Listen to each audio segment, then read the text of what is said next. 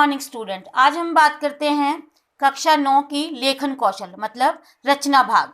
लेखन कौशल में संदेश लेखन जो कि कक्षा 9 का एक नया विषय है।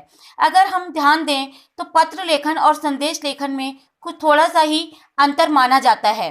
इसका अगर हम सामान्य अर्थ लेते हैं, इसका अर्थ है कोई जानकारी, खबर या संक्षिप्त समाचार जिसे हम बड़े ही छोटे रूप में लिखते हैं, या कहें वह कथन या बात जो लिखित या मौखिक रूप से एक व्यक्ति द्वारा दूसरे व्यक्ति को भेजी जाती हो। संदेश लेखन किस प्रकार के होते हैं?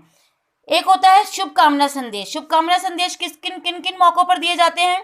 जन्मदिन पर, विवाह के उपलक्ष्य में, परीक्षा में उत्तीर्ण होने पर या फिर प्रमोशन पदोन्नति होने पर, पर्व या त्योहारों पर। जिस प्रकार अब दीपावली का त्योहार नजदीक है तो हम अपने मित्र को जब संदेश लेखन देंगे, जैसे दीपावली का त्योहार हो गया, होली का त्योहार हो गया, स्वतंत्रता दिवस हो गया या गणतंत्र दिवस हो गया।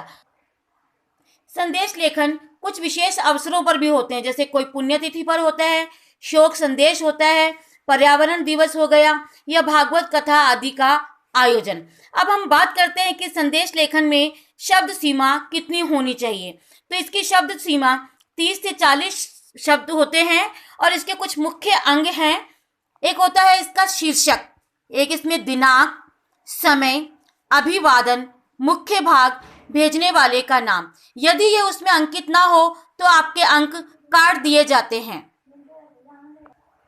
संदेश लेखन लिखते समय हमें कुछ बातों का ध्यान रखना पड़ता है जो इस बार आपने परीक्षा में नहीं रखा। तो ध्यान दीजिए, आपको सीमा रेखा मतलब बाउंड्री लाइन बनानी है। मध्य भाग में सटीक शब्दों का प्रयोग, सटीक मतलब कुछ अच्छे शब्दों का प्रयोग, उचित शब्द जैसे प्रिय, मान्यवर इत्यादि। चित्रों का समावेश भी इसमें किया जाता है। शायरी, श्लोक, दोहे आदि का प्रयोग भी इसमें कर सकते हैं। इससे संबंधित एक उदाहरण मैं आपको देना चाहूंगी। जिस प्रकार मैंने आपको उदाहरण दिया है, गणतंत्र दिवस पर शुभकामना आपने संदेश देना है। गणतंत्र दिवस में हम अपने राष्ट्रीय ध्वज को दिखा सकते हैं झंडे के उसमें चित्र के रूप में।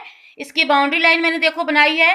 फिर मैंने यहाँ पर एक श्लोक की तरह नारा लेखन किया है, झंडा ऊंचा रहे हमारा। यहाँ चित्र भी हो गया, बाउंड्री लाइन भी हो गई और एक नारा लेखन भी मैंने कर दिया।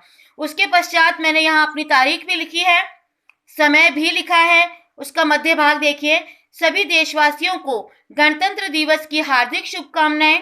आप सभी युवा आने वाले भारत के निर्माता हैं, कौमा, इसलिए इस अवसर पर हमें संकल्प लेना चाहिए, हम सब भारतवासी अपने जीवन के हर कदम पर ईमानदारी और गरीबों की सेवा का संकल्प लेते हैं। संदेश बड़ा ही संक्षिप्त और छोटा होता है, इसमें फालतू का अटरम सटरम नहीं डाला जाता। उसके बाद में क ख ग, अपना नाम लिखने की बजाय आप कुछ भी अंकों का अंकन कर सकते हैं। इस प्रकार मेरे पांचों तत्व इसमें सम्मिलित है, बाउंड्री लाइन, नारा, चित्र, दिनांक, समय, मध्य भाग, प्रेषक अर्थात भेजने वाले का पता। तो इन सब बातों का ध्यान हमें संदेश लेखन में करना चाहिए। एक अन्य उदाहरण मैं आपको देती हूँ। मान लीजिए आपके मित्र का जन्मदिन है तो आपने उसे शुभकामना संदेश देना है, तो आप बधाई दे रहे हैं उसे जन्मदिन पर। आप यहाँ पर केक वगैरह भी शो कर सकते हैं, बना सकते हैं, फूल का गुलदस्ता बना सकते हैं।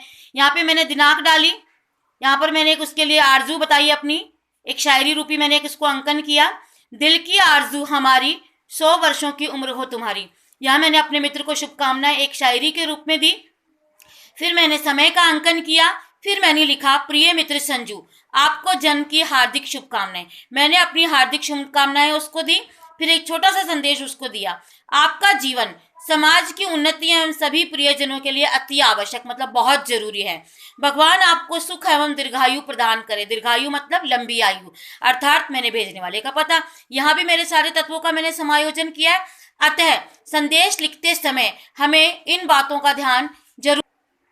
संदेश लेखन में शीर्षक, दिनांक, समय, अभिवादन, मुख्य भाग और भेजने वाले का नाम। अतः मैं उम्मीद रखती हूँ कि आपको संदेश लेखन जो कि आपके कक्षा 9 में एक नया सम्मिलित भाग है, आपको समझ आया होगा और आप इसका घर पर प्रयास जरूर करते रहें। धन्यवाद।